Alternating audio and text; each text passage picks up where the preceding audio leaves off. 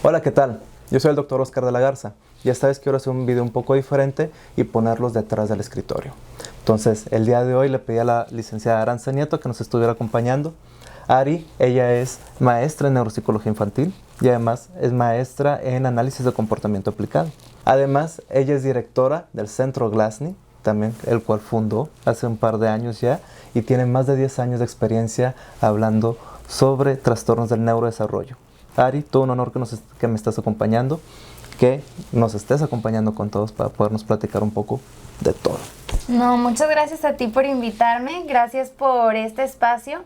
Yo creo que lo que queremos hacer es transmitirle un poco más a la gente qué nos apasiona, por qué trabajamos en esto, también cómo nos conocimos, cómo llegamos a estar fusionando nuestras pasiones y experiencias. Y sí, yo trabajo en un centro neuropsicológico infantil que se llama Glasny, soy la directora.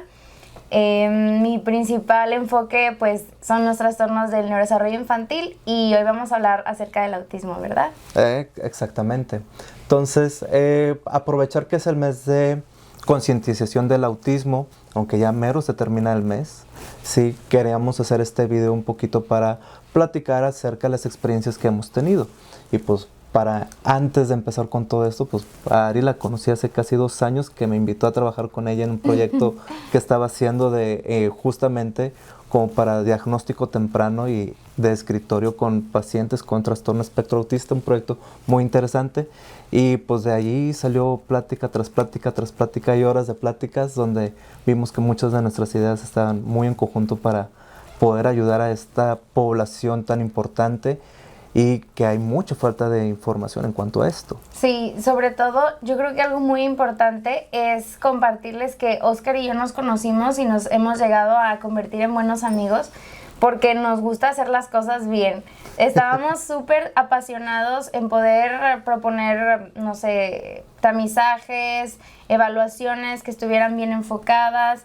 Hay mucha desinformación actualmente y nuestro principal objetivo es poder ayudar a más niños, poder hacer que las familias tengan información fácil de entender, que puedan también visualizar hacia dónde va el futuro de la vida de sus hijos, que tengan expectativas reales, que no se desmotiven y pues en general hacer un buen trabajo, dedicarnos a hacer un buen trabajo.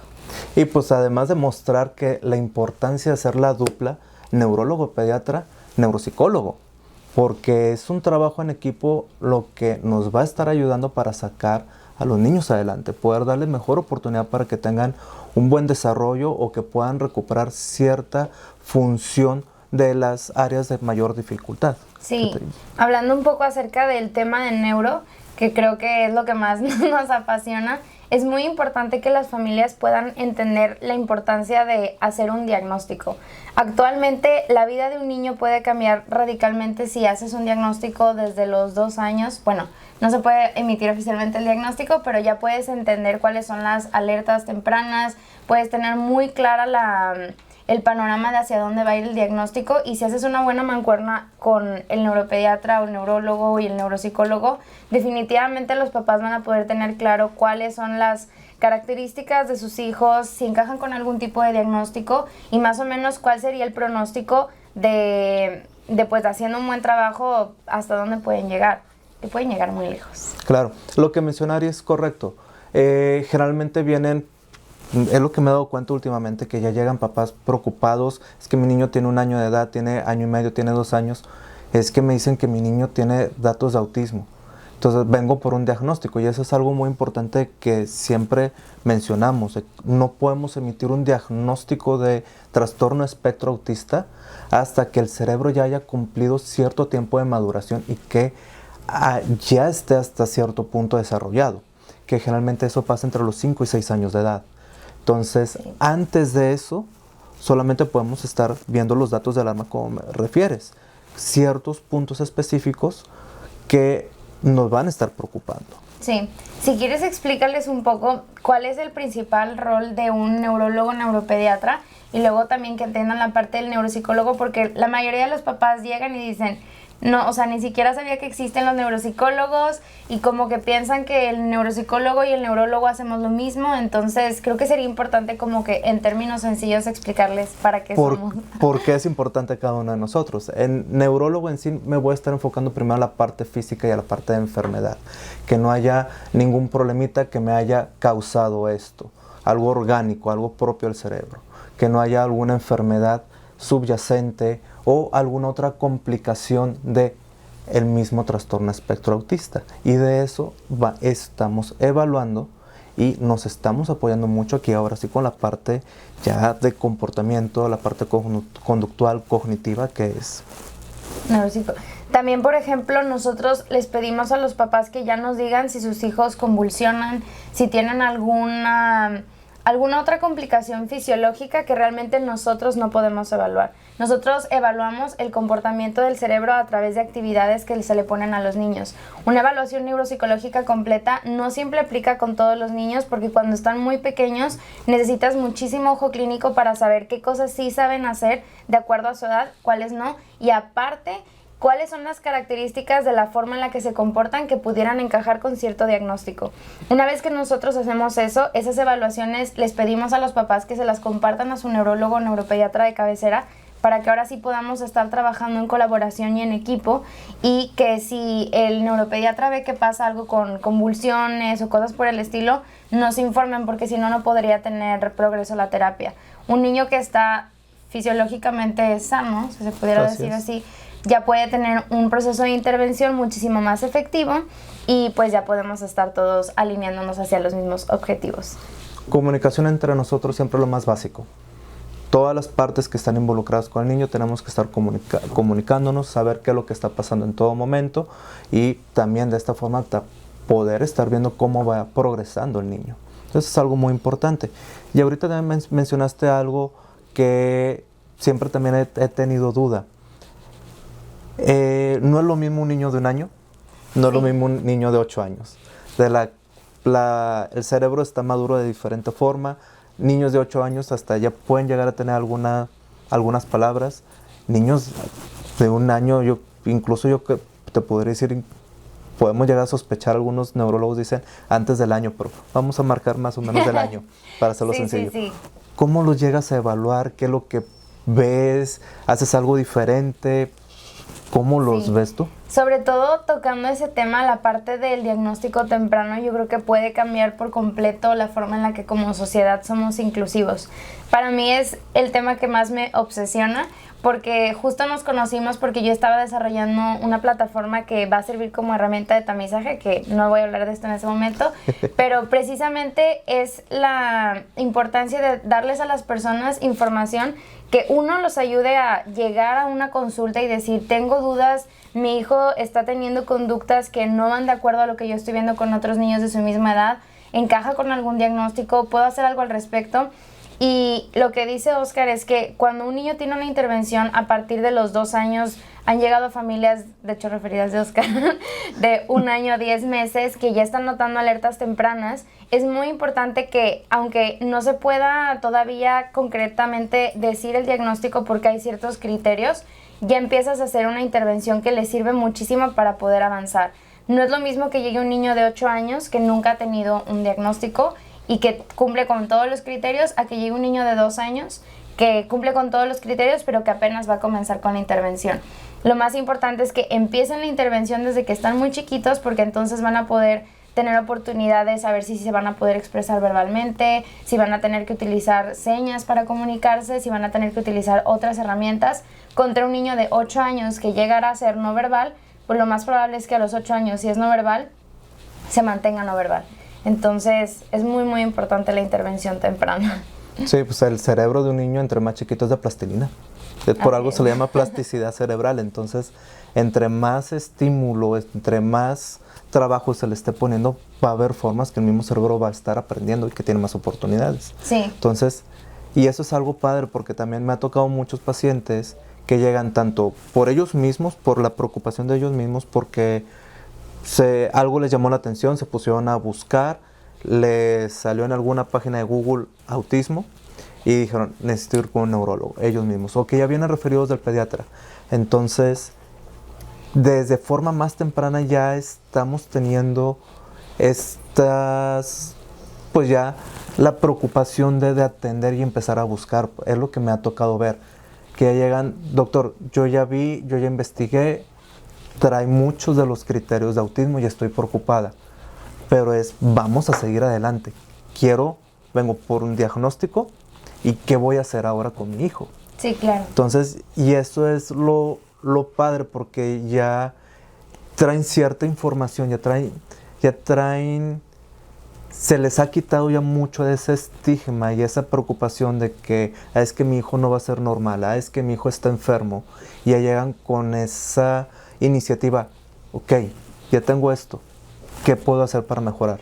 Sí. Eso es lo bonito, y es justamente lo que me gusta platicar con los pacientes, de a partir de aquí, ya manejo farmacológico. Si el niño se encuentra sano y no tiene algo que me lo esté poniendo en peligro, manejo farmacológico, medicamentos no es necesario. La base aquí del tratamiento viene con nuestra neuropsicóloga de confianza, que es donde se debe empezar todo, como mencionas. Sí, y de hecho para los papás, algo importante que ahorita mencionabas acerca de una enfermedad, nosotros no vemos el autismo como una enfermedad, lo vemos como una condición, bueno, en términos muy formales es una condición neurológica, pero la forma en la que yo se los describo a los papás es un conjunto de características que al final lo van a acompañar o la van a acompañar toda la vida.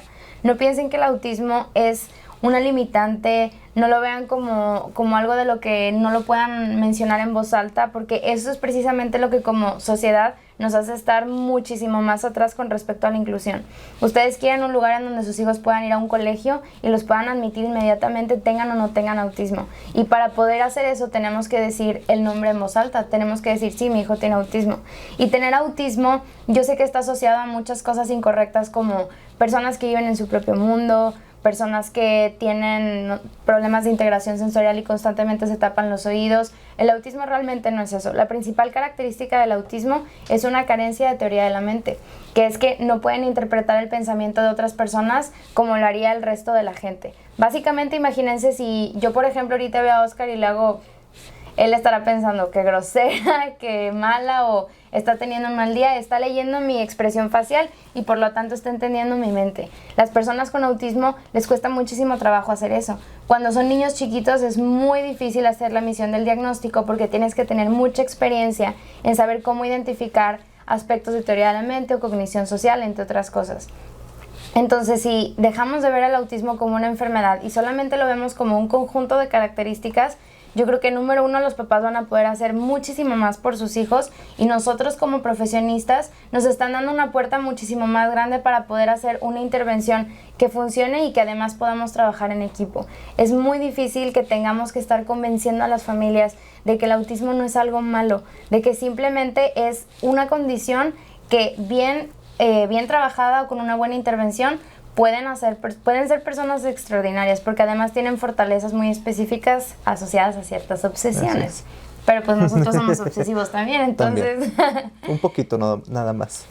Sí, y pues bueno, yo invito a los papás que en general, si ustedes tienen dudas acerca de si su hijo cuenta con autismo o no, independientemente de si buscan cosas en internet, vayan y consulten. Es muy importante que tomen acción rápidamente, que no porque le tengan miedo al autismo no vayan a consultar, que si porque alguien les dijo que los niños con autismo son de cierta manera. Ahorita ya estamos en otra generación, ya es otro siglo, hay muchas cosas que se pueden hacer con respecto al autismo, y no es lo mismo un niño de 2 años a un niño de 8 años. Tomen las riendas ahorita que es el momento. Y algo muy importante, Google es muy buena herramienta. ¿Sí? Las búsquedas por internet nos da muchísima información, sí. Ayuda mucho y da esa arma a los papás de llegar con información ya preparados con el médico. Pero también algo muy importante que siempre menciono, en Google van a encontrar los videos, los casos de lo peor, de lo peor, de lo peor. Entonces, sí. No siempre va a aplicar a su hijo, no siempre va a aplicar para el paciente. Entonces, cada persona, cada pacientito es diferente entre ellos mismos. Y Así es. cada trastorno es diferente entre cada niño. Tenemos grados de severidad. Por eso es que lo llamamos ahora espectro autista. Claro, y es que también otro factor importante es que ustedes atrás de un video no saben lo que está pasando realmente. No saben si ese niño fue rechazado en una escuela, no saben si ese niño tiene una dinámica familiar adecuada, no saben. Cada familia tiene su propia historia, todos tenemos áreas de oportunidad o fortalezas con respecto a lo que pasa alrededor de nuestra vida, y lo único que les sugiero es traten de concentrarse en las cosas positivas que sí pudieran hacer por sus hijos. No piensen en todas las referencias de casos negativos o lo que vean en internet, porque como dice Oscar, internet es un lugar lleno de mucha información y eso genera ansiedad. Y trabajar con personas que tienen ansiedad es muy complicado, no tanto por nuestra parte, nosotros tenemos mucha paciencia, pero es más bien por lo que van a estar enfrentándose constantemente pensando, ¿va a poder hacer esto? ¿No va a poder hacer esto? ¿Va a llegar a estudiar? ¿No va a llegar a estudiar? ¿Va a tener una vida solo? ¿No va a tener una vida solo? En lugar de estarse cuestionando todo eso, esa energía que le están enfocando esos pensamientos, enfóquenla en una intervención adecuada, en apoyarlo, en ayudarlo en este momento, que si ven que no puede hacer cosas, pues es esperarse que un niño con autismo a los 2 años esté muy desfasado con respecto a otras personas de su misma edad. Pero eso no determina que cuando tenga 8 va a estar igual. Al contrario, si ustedes empiezan a hacer terapia desde los 2 años, van con un neurólogo, le dan un seguimiento adecuado, para los 8 años van a tener otra persona, y eso se los aseguro, porque ya pasa, porque ya hay casos de esos, nada más que hay más información de cosas negativas que de cosas positivas. Desafortunadamente. Poco a poco ya estamos haciendo esos cambios. Exacto, eso es lo por padre. eso estamos haciendo estos videos. Y ahora con la cuestión de inclusión, que has en estos 10 años de experiencia trabajando con trastorno de espectro autista, ¿has notado cambios en cuanto a la inclusión del niño autista? Híjole, la verdad es que es una pregunta bien difícil, porque yo tuve la fortuna de empezar a trabajar desde muy pequeña con una persona que tenía características de autismo, que era síndrome de Dravet. Y desde esa época hasta ahorita, desafortunadamente, es que no veo tantos cambios con respecto a la inclusión, por ejemplo, en la cuestión de las escuelas. Todavía pasan muchos problemas con respecto a los exámenes de admisión, el concepto de maestras monitor también está muy distorsionado a mi parecer. Y creo que en general lo que está faltando para que podamos ser una sociedad más inclusiva es que podamos hablar del diagnóstico en voz alta. Que si tienes, y vuelvo a lo mismo, que si tienes un hijo con autismo, que no te avergüences. Pero es que también es complicado porque luego los colegios, en cuanto ven autismo, dicen rechazado. Independientemente de si son de alto funcionamiento, de si conocen habilidades académicas, es muy complicado para los papás, pero yo creo que es cuestión de luchar, porque si como sociedad seguimos luchando y nos seguimos esforzando para que los niños entren, van a entrar. En algún momento los colegios van a tener un sistema diferente, van a empezar a adoptar nuevos profesionistas, a personas enfocadas en neuropsicología, a gente más capacitada para poder atender a la diversidad. Y es que para mí el autismo es uno de los muchos diagnósticos que existen, porque en general, si tú vas a un colegio, el colegio, bueno, mi utopía sería que existieran colegios que enseñaran de acuerdo a la diversidad. No que sea como, ay, este niño tiene autismo, ay, este niño tiene TDAH. Pues es que todos aprenden diferente. Y ya no podemos estar creyendo que los sistemas educativos son ortodoxos, cuadrados, y si no estás sentado y no estás escuchando a una maestra, cero. Eso está súper antiguo. Entonces, yo creo que a México le falta mucho, la verdad, para llegar a eso, pero creo que somos muchas las personas que estamos moviendo pues nuestro entorno, a la gente cercana a nosotros, y que algún día sí vamos a hacer un cambio. Así vamos a hacer un cambio. Que eso es lo importante, que es ya poco a poco vamos siendo más gente, más profesionales, que estamos con ganas de poner ese granito de arena y empezar a empujar poco a poco para integrar todo esto, ya no solamente en un ambiente médico, que también en un momento hubo problemas, incluso para diagnósticos. Ahora ya en el ambiente de la sociedad como tal.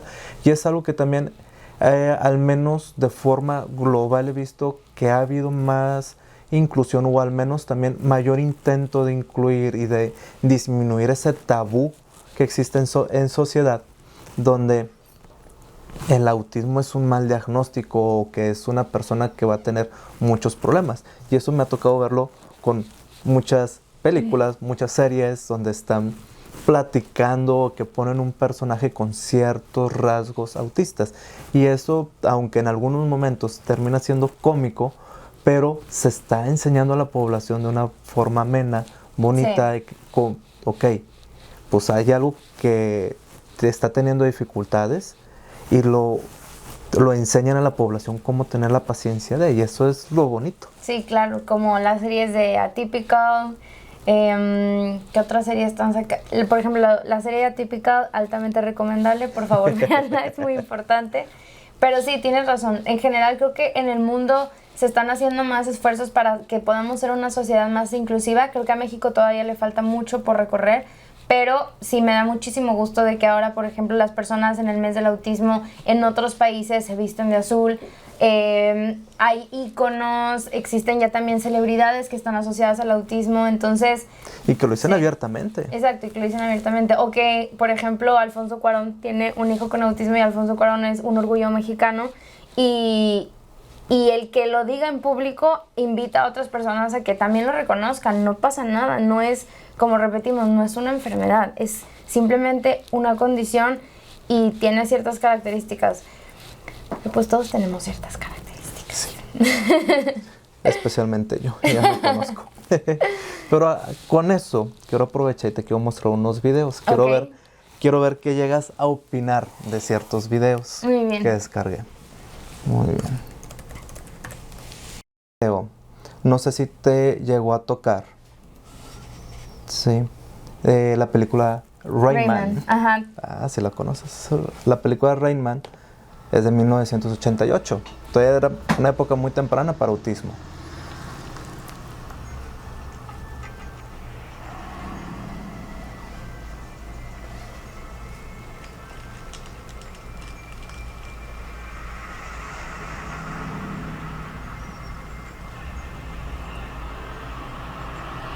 Ay, no.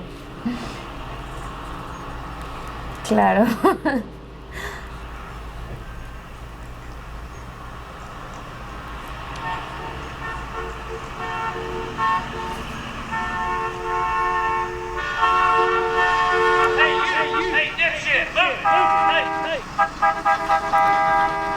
Que son cosas que, como te menciono, que por ejemplo te estamos viendo ahí el seguimiento de reglas de forma muy literal, que es algo también muy característico, y que me llegan a estresar cuando algo no está saliendo como ellos lo tienen planeado o cuando está con sonidos muy muy fuertes. Claro, pero por ejemplo, esa persona, si hubiera tenido terapia de pequeño, eso no lo estaría haciendo de grande. Exacto. Porque él no se le ha enseñado que no todo es literal. Que en la vida hay algunas cosas que pueden ser literales y otras no. Y por eso están por ejemplo, terminar de cruzar la calle. Sí, exacto. Pobre. Sí. Que de hecho, digo, por ejemplo, las cosas que están asociadas a teoría de la mente, como esto, de que él ve las cosas muy literales y no puede llegar a pensar, a ver, si yo me quedo parado enfrente de toda la calle, voy a estar estorbando a los carros y obviamente no van a poder pasar, me van a pitar, se van a enojar. Ese es un pensamiento de los pensamientos de las personas que están manejando. Entonces, esas cosas se rehabilitan, pero se necesita terapia para eso. Y sí se puede, simplemente pues es cuestión de enseñar. Y algo importante, no es de un día para el otro. Sí, exacto. Sí, o sea, son días de meses de terapia, no días. Claro. Este otro video, me encanta esta serie. La teoría del Big Bang. Sheldon Cooper. Me encanta la serie.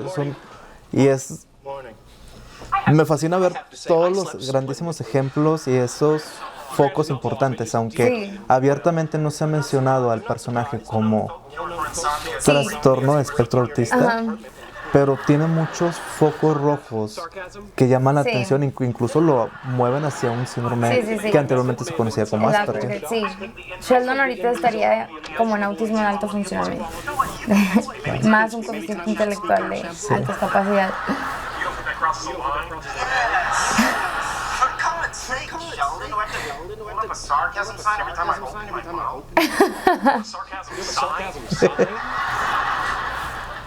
Que son muy literales. Sí, y ahí volvemos otra vez con lo de la teoría de la mente. Las personas que carecen de teoría de la mente se les dificulta comprender el sarcasmo. Y Sheldon le está pidiendo a Leonard que le dé un signo de sarcasmo. O sea, claro, pues porque para él es muy difícil encontrar. Sí, no entienden la tonalidad de la voz, cómo mueven, o incluso hasta las expresiones faciales. Exacto. Que va a lo mismo para la continuación del video. How did she know it was us? I may have left a suggested organizational schematic for her bedroom closet. This is gonna be bad. Goodbye, honey pups. Hello, big brand. But only to clean. Really more to organize. You're not actually dirty, per se. Give me back my key. Ay, Very, no. very sorry. Do you understand how creepy this is? Oh, yes, we discussed it at length last night. In my apartment while I was sleeping. And snoring. And that's probably just a sinus infection. Ahí, por ejemplo, Sheldon no puede comprender que El eso es algo enojo. incómodo para Penny, porque él dice, es que su cuarto está desordenado, yo lo tengo que arreglar. Y ella piensa, no sabes lo creepy que fue eso, y Sheldon nada más no lo puede entender porque carece de teoría de la mente. Just or general surgeon. Y ya le dan el signo del sarcasmo. Sarcasmo. Pues sí, Exactamente, no entienden ese lenguaje no verbal, esa exacto. comunicación no verbal de las otras personas. Entonces, Sí. es algo también, es una característica típica del autismo y que es parte para hacer el diagnóstico. Por ejemplo, para las personas que, digo, luego vamos a hablar, yo me imagino que haremos otro video para hablar de teoría de la mente. Definitivo. Pero, por ejemplo, algunas cosas que no entienden son sarcasmos, hacer inferencias, leer expresiones faciales, lenguaje no verbal, pensar en comportamientos colectivos, como si hago esto, pues se puede ver mal en el grupo. Entonces, cosas por el estilo son no tener teoría de la mente. Exactamente, que básicamente es esa dificultad para una interacción social, o interacción o comunicación social, y esos intereses o comportamientos muy repetitivos y muy específicos. Así es, Sí. exacto. Súper bien. Pero que viene también a otra parte muy importante que es la hipersensibilidad, por ejemplo. Esa alteración en la percepción sensorial, donde se pueden poner muy nerviosos en un ambiente con mucho ruido o con ruidos fuertes, o cuando están forzándolos a interactuar cuando ellos no Exacto. quieren. Que esa es parte de la serie que me comentaste, Atípico. Atypical, la mejor serie, muy importante que la ven. De hecho, esos audífonos son una herramienta que recomendamos para muchos niños. Se llaman audífonos aisladores de sonido y los ayudan a estar autorregulados en situaciones de caos auditivo. Así es.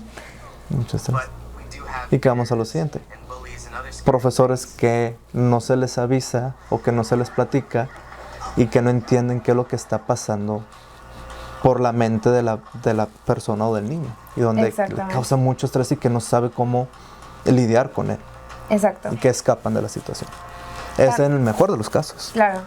También, por ejemplo, específicamente en esta escena, algo muy importante es que los niños pueden llegar a tener una forma en la que se les enseñe cómo lidiar con estas crisis. A todo eso se le conoce como crisis, o en inglés se les llaman meltdowns, que son momentos en donde llega a haber una excesiva exposición de estímulos y que ellos, por tener dificultades en integrarlo sensorialmente, se sienten sobrepasados, y como no saben cómo transmitirle a alguien si necesitan ayuda o no, pues simplemente están fuera de sí. Con el paso del tiempo se les enseña a los niños a tener herramientas para ellos solos aprender a controlar esas crisis. Y pues llegan a haber momentos como el que le pasa a Sam, que está en una crisis fuera de sí, pero la verdad es que todos los adultos tenemos crisis en donde Sí. estamos fuera de sí. Entonces es más bien nada más que puedan regularlo lo más que se puede para ser funcionales y que, sí, y que puedan estar bien integrados. Integrados, así es. Muy bien. Está muy padrísimo. Ari. Bueno, excelente pues sesión que tuvimos. Me encanta platicar contigo. Siempre Igualmente. podemos durar horas platicando de un solo tema, es lo divertido. Muchísimas gracias por acompañarnos. No, gracias a ti por Sí. invitarme, y gracias a todas las personas que se tomaron el tiempo de escuchar el video. De verdad, los invitamos a que acepten el diagnóstico, a que luchen por la inclusión, que si son personas que conocen a alguien con autismo, que tienen un hijo con autismo o que están relacionadas de alguna forma con el autismo como nosotros, que lo acepten, que lo divulguen y que pongan su granito de arena para que podamos cambiar como sociedad, porque eso es lo que se necesita. No es una enfermedad, solamente es una condición que va a depender de nosotros, cómo lo percibimos y las expectativas que les damos a los niños que cuenten con este diagnóstico. Así es. Excelente. Pues espero vernos pronto para otro video. Hay Igualmente. muchas cosas que podemos platicar. Sí, Sí. gracias. Y pues bueno, muchas gracias a ustedes por acompañarnos, por escucharnos. En la parte de aquí abajo del video vamos a poner los datos de información de nosotros para que nos puedan contactar. Incluso si hay alguna pregunta, con todo gusto nos pueden buscar. Hasta luego.